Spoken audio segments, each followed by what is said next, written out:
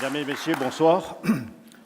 Nos relations avec les peuples de l'Union sont comme celles avec nos voisins de quartier. Nous faisons nos courses aux mêmes endroits, dans les mêmes commerces, utilisons les mêmes moyens de transport, fréquentons les mêmes lieux de loisirs, mais on ne se connaît pas vraiment.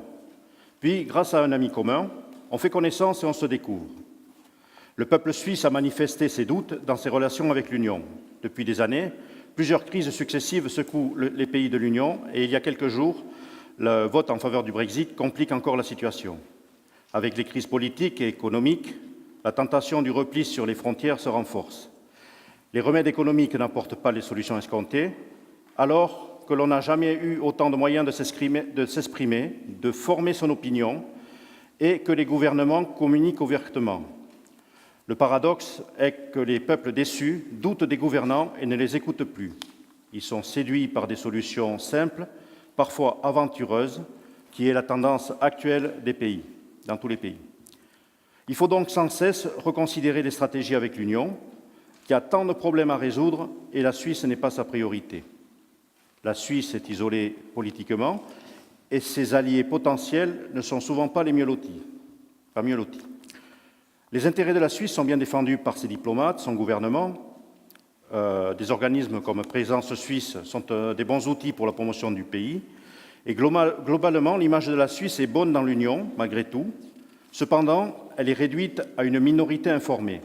Le grand public, donc la majorité de l'opinion, connaît mal la Suisse. Il n'y a pas de réponse simple aux problèmes complexes, pas de solution miracle dans les grandes théories. Ce que nous avons en commun avec l'Union, ce sont ses ressortissants qui vivent ici en Suisse. Ils travaillent avec nous et souvent pensent comme nous. Ils sont pour la plupart totalement intégrés et appartiennent à toutes les couches sociales. Les étrangers en Suisse sont particulièrement concernés par les accords bilatéraux.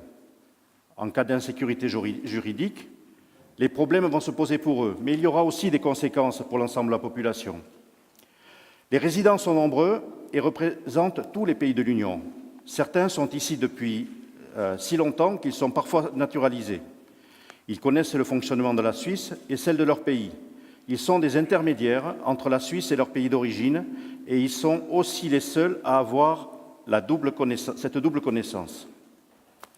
Leurs compétences, leur réseau sont une ressource précieuse à exploiter pour améliorer la cohésion de la population en Suisse, pour promouvoir la Suisse dans leur pays d'origine.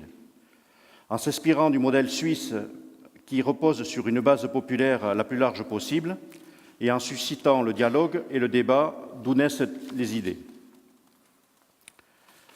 En collaboration avec des organisations existantes et dans le prolongement des actions déjà entreprises, en faisant intervenir les résidents étrangers ou les binationaux, provoquer des rencontres et des échanges entre les citoyens suisses et les citoyens de l'Union, ici et dans l'Union, pour la promotion de la Suisse et des pays de l'Union.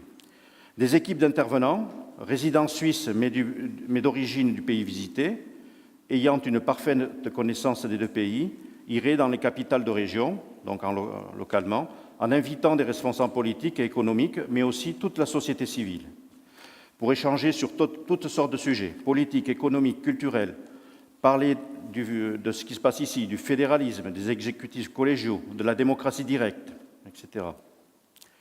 Dans une deuxième phase, accompagner en Suisse les décideurs rencontrés lors des visites et ayant montré leur intérêt sur les mêmes thèmes. Ces projets ont deux objectifs. Le premier, promouvoir l'image de la Suisse dans les autres pays, parler des réalités de son quotidien, renverser les clichés, en utilisant le potentiel que représentent les résidents étrangers et les naturalisés pour nouer des liens avec leur région d'origine. En faisant découvrir l'expérience réussie du fédéralisme suisse aux citoyens de l'Union, démontrer que son modèle de fédéralisme est un exemple qui fonctionne. La démocratie directe et participative, la culture du dialogue et du compromis, le sens des responsabilités.